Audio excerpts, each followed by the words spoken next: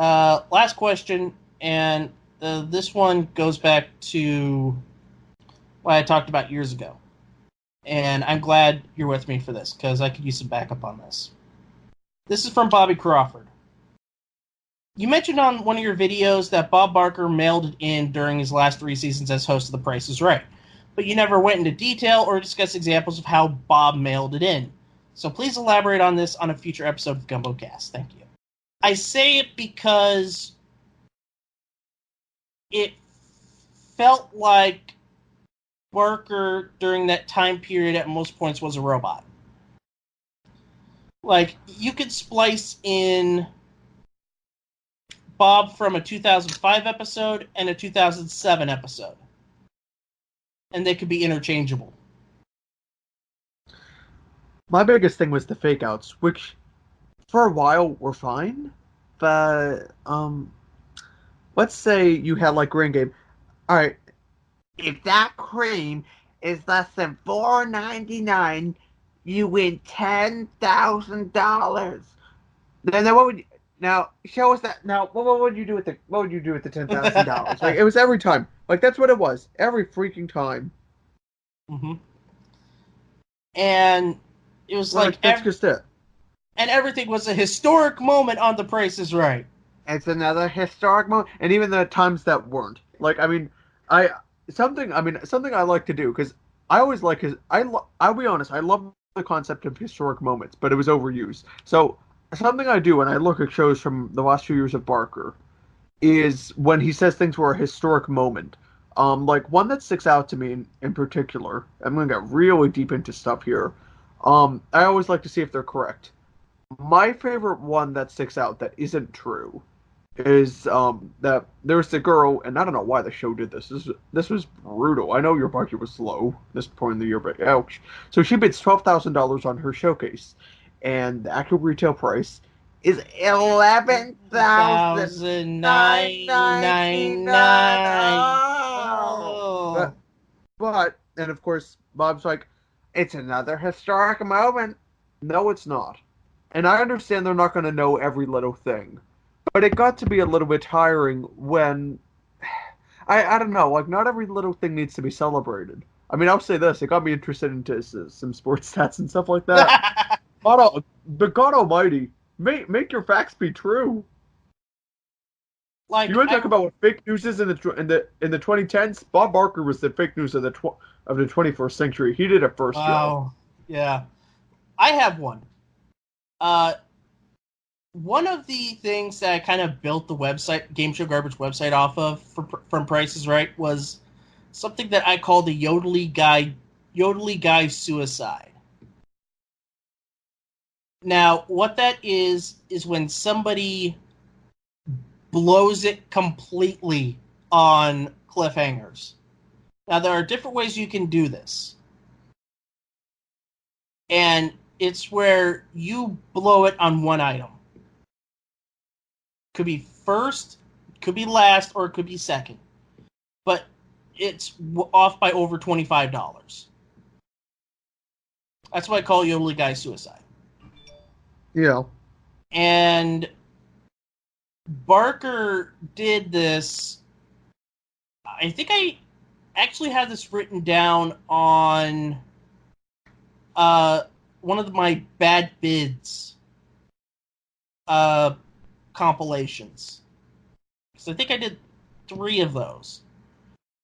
And one I did was this was during the Yodely Guy suicide induction.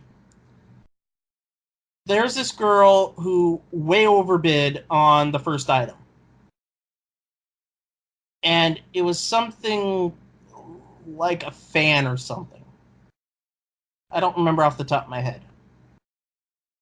And I'm kind of too lazy to look it up. And I don't care. But he called it a historic moment on The Price is Right. Because he said it never happened before. Probably happened one other time, but it's still an historic moment. Having documented Yodely Guy suicides and bad playings of cliffhangers for over 10 years, for almost 10 years, this happened on Barker's tenure about two other times prior. I mean, what I recall really is someone who bid $800 on a toy guitar. Barker asked him if it's what he really wanted to bid, and then he lowered it by a few hundred. And of course, yeah, it's a toy guitar. Yeah, the guy in the looked early like Lane 90s. Kiffin. This was 96, 97. Yeah. And Bob Barker was like, all right, come on, move it along. We got games to play. We got people to see. You can do it. There he goes. You see, curmudgeonly Barker is best Barker. Like, you have the different eras of Barker, in my opinion. You have from 72 to 70 to 81, when he was living a good life. And this is before actually 72 to 80. And then Dorothy Jo died, who was Bob Barker's wife. And then, while Barb would still be happy, he became a bit curmudgeonly, mainly because he wanted to bury himself in work. Because he did a show called That's My Line with Mark Goodson, which is notable for James Randi being on that show, busting a psychic. And the clip is, I do believe, a full episode of That's My Line is on YouTube. If not that, I know the Randi clip is up there. But you could tell that he was quite curmudgeonly, but still lovable in 82, I want to say 90. When did the Diane Parkinson thing came out? Oh, jeez. I'm actually not sure. Like, that's the one thing I'm not very good at about with Price history, admittedly. I want to say it was mid-90s, I think, like early 90s. Yeah, mid-90s. He became a running gag on Talk Soup, though, where, like, they would have they would have a trivia question. This would happen, or see, Bob Barker comes out and explodes. They will show a picture of Bob Barker coming out of the courtroom, and they would show explosions. I know, it's just me binge watching a lot of Talk Soup. And I still do. But then something happened, I want to say after the 30th anniversary show, where everything started to become an historic moment on The Price is Right. And I don't quite understand why. Like, that's not really going to appeal to most people. It's really just not. So what was the appeal to that? None, I guess. But yeah. It became where Barker was like an icon. Barker had become a television icon around this time. You had CBS doing all these $1 million spectaculars. Bob was getting a lot of adulation from everyone because he was lovable old Bob Barker. 50 years on TV, 80 years old, still kicking strong. Where I'm like, you just ate John McLaughlin stuff.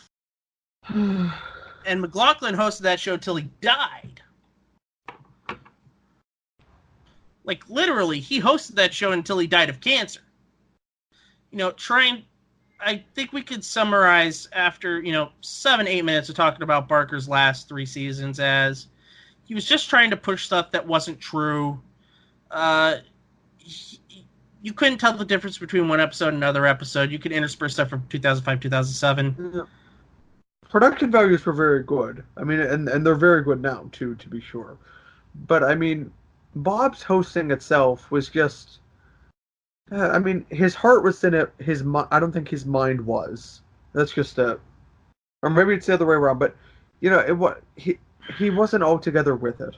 And that's probably not his fault. It's probably, age-related at that point.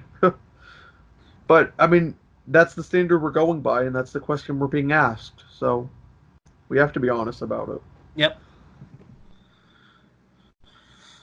But I'm happy with how Price is Right's being run now. Oh yeah, it feels definitely. fresh. I mean, I love. I mean, I don't know if you've heard about the new Instagram contest that they have. That seems pretty cool. I think if you win the Instagram contest, you become a contestant. No, in this case, it's not.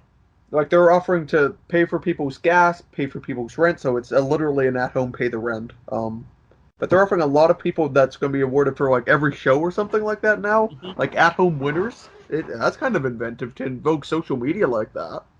Yeah, it's a far cry from their play-at-home game that they have where you call. It's the play-at-home game. What a relic from Deal or No Deal from the 2000s, though. Pick the lucky case and text this number.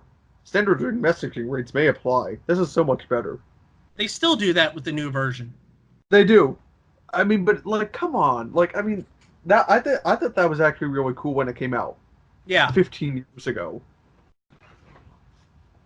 Like, I mean, I'm not going to call Windows Vista cool now. No. Technology and innovation and interaction and responding with your clients has changed a lot. Yeah. Like, I'll say this about the Lucky Case game, because it's no longer text or anything, it's on Twitter. So you're driving up social media stuff, and I will say that is really smart on Deal or No Deal's front to get a social media buzz like that.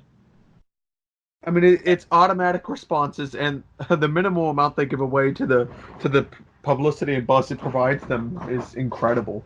And that's what I think Price is Right is trying to do with like what Family Feud has done with hilarious answers and so forth. If you can get relatable, tangible social media interaction, no matter what you're marketing in this day and age, that is absolutely a net positive.